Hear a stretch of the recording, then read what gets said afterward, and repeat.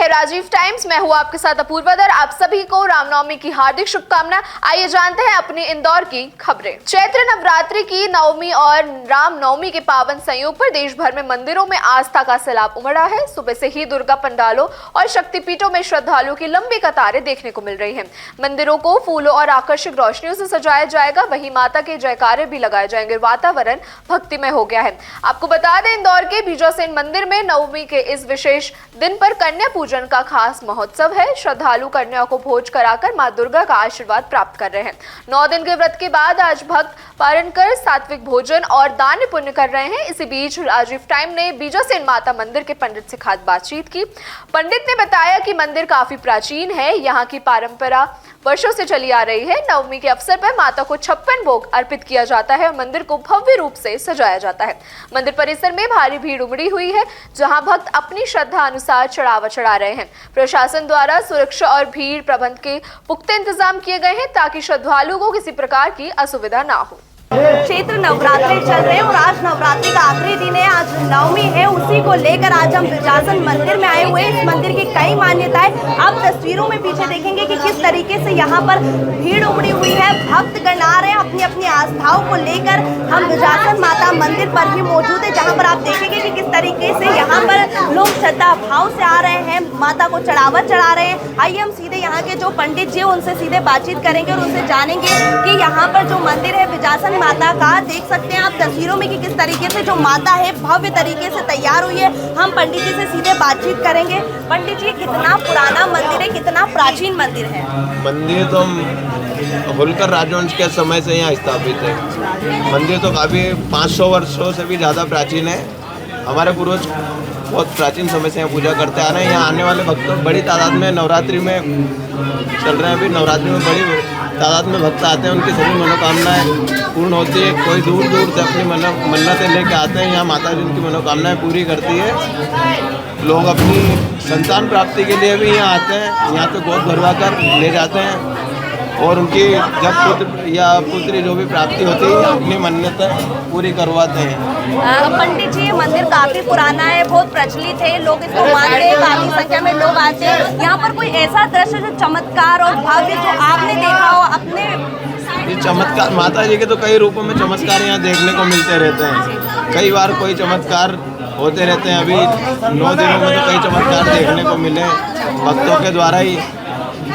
जी, आपने भोग में चढ़ाया माता को, माता का भव्य दृश्य तैयार किया है आपने? जी, आज 56 भोग लगाए माता जी को। 9 दिनों तक रोज 56 भोग लगाए।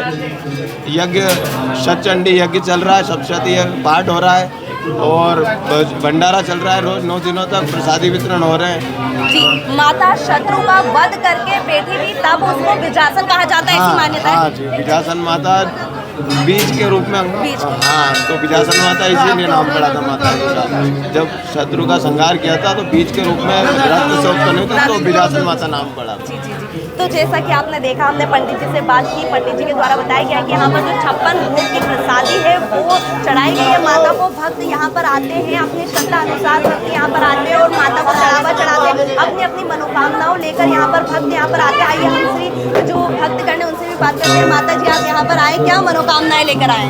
जी, हम बस माता से यही चाहते हैं कि हम निरोगी और स्वस्थ रहें, हमारा घर खुशहाल रहे, धन धान्य में निरंतर वृद्धि हो और माता हर किसी की मनोकामना पूरी करती है। कितने समय से आप यहाँ पर आ रहे हैं? हम काफ़ी सालों से आ रहे हैं, हमें कोई 20-25 साल हो गए आते हैं। तो जैसा कि आपने देखा, हमने यहाँ पे श्रद्धालुओं से भी बात की है। 20-25 सालों से यहाँ पर आ रहे हैं माता के दर्शन करने के लिए। भक्तों की कई मनोकामनाएं होती है जो माता के दर्शन करने के लिए आते हैं, वो पूरी होती है। इंदौर से राजीव टाइम्स के लिए मैं आयुषी सिंह। इंदौर के रावजी बाजार थाना क्षेत्र के हाथीपाला इलाके में उस समय अफरा तफरी मच गई जब मामूली विवाद ने खौफनाक रूप ले लिया। यहां एक युवक ने अपने ही करीबी दोस्त की चाकू मार के हत्या कर दी। मृतक की पहचान फिरोज उर्फ कालू निवासी पठान मोहल्ले के रूप में बताई गई है। आपको बता दें, गुरुवार को चंपाबाग निवासी अपने दोस्त अरबाज के साथ हाथीपाला क्षेत्र में था। इस दौरान दोनों के बीच किसी बात को लेकर कहासुनी हो गई।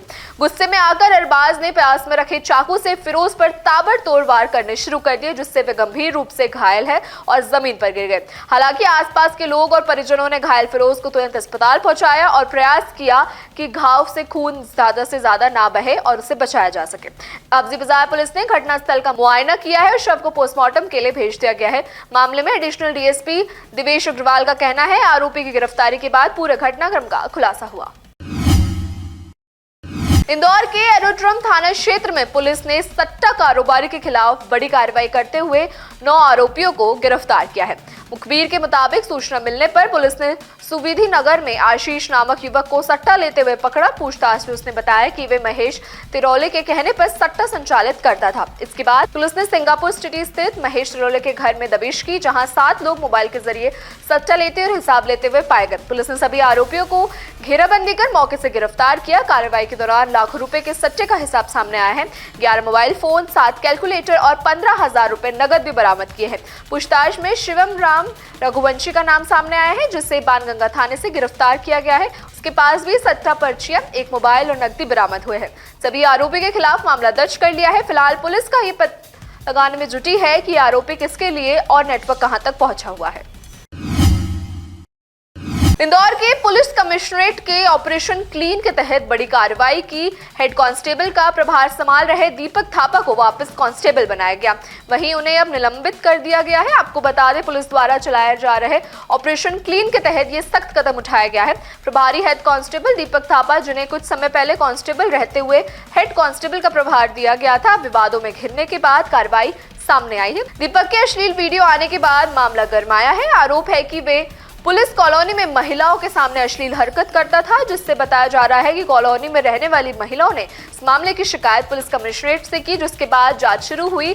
तब कार्रवाई करते हुए दीपक को निलंबित कर दिया गया था। वहीं अब कार्रवाई को आगे बढ़ाते हुए उनका प्रभार भी उनसे वापस ले लिया गया है। फिलहाल पुलिस पूरे मामले की जाँच में जुटी हुई है, आगे की सख्त कार्रवाई के संकेत दिए हैं। प्रधान आरक्षक दीपक थापा, जो कि क्राइम ब्रांच में पदस्थ है, वर्तमान में लाइन में पदस्थ है। कार्यवाहक प्रधान आरक्षक 2801 दीपक थापा, इसको फिलहाल इसके जो मूल पद पर, चूंकि इसको कार्यवाहक प्रधान आरक्षक बताया गया था, इसका प्रभार वापस लेकर इसके मूल पद आरक्षक पर इसको किया गया है। और इसमें इंदौर पुलिस कमिश्नरेट में लगातार इस तरह की कार्रवाई है, जो कि सोशल मीडिया प्लेटफॉर्म या फिर अन्य जगह पर जिस तरह से ये इस तरह की अनुशासनहीनता या फिर जो विभाग की छवि को दुर्बल करने का प्रयत्न किया था, उस पर लगातार अनुशासनात्मक कार्रवाई, विभागीय कार्रवाई लगातार जारी है। जैसा कि मैंने बताया कि कोई भी इस तरह का कोई भी ऐसा कृत्य जिसमें कि पुलिस विभाग की छवि धूमिल होती है या फिर इस तरह का कोई कृत्य जो अनुशासनहीनता की श्रेणी में आता है, उसमें लगातार इस तरह की लगातार कार्रवाइयां की जा रही हैं और इसमें इस तरह की घटना सामने आई थी।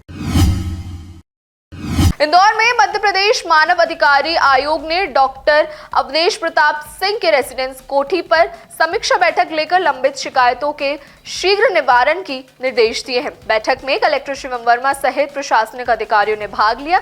भागीरथपुरा की घटना पर कलेक्ट्रेट ने स्थिति की जानकारी देते हुए नगर निगम द्वारा पाइपलाइन बदलने सहित अन्य कार्यों की प्रगति की बात बताई। अध्यक्ष ने निर्देश दिए हैं कि सभी गुणवत्ताओं के साथ दोबारा से इस बारे में जांच की जाए, ताकि भविष्य में लीकेज जैसी समस्या ना आए।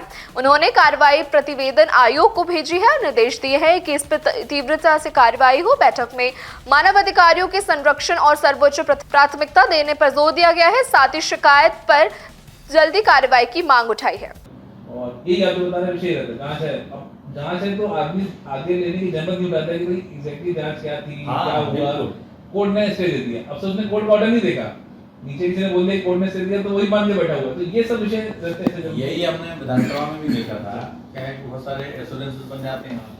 तो सीएस या सीएम का भी जो रिव्यू करते थे तो पूछते हैं कैसे बन गए, तो मैंने कहा कि बने ऐसे हैं कि वहाँ मिनिस्टर के पास मान लो जानकारी नहीं थी, तो आपके जो डिपार्टमेंट के ऑफिसर्स थे उन्होंने कहा कि इसको हम बाद में कलेक्ट करके दे दें। अब जैसे ही हम वो सेशन खत्म हुआ तहसील लेवल से, लेकिन जैसे ही ये उस दिन की आपकी प्रोसीडिंग खत्म हुई तो उन्होंने कहा कि आप बस रिलैक्स हो गए, तो भूल गए वो। तो जबकि होना क्या चाहिए, होना ये चाहिए कि उस कंसर्न ऑफिसर को या ऑफिसर्स को जिनकी भी ड्यूटी थी, उन्हें तुरंत जाके देना चाहिए कि ये फलां डिस्ट्रिक्ट से जानकारी आनी थी, हम वहाँ कम्युनिकेट करें और इसी सेशन में इसको हम निपटा दें। इंदौर से जुड़ी ऐसी तमाम खबरें और जानकारी सबसे पहले और सटीक पाने के लिए जुड़े रहिए राजीव टाइम्स के साथ।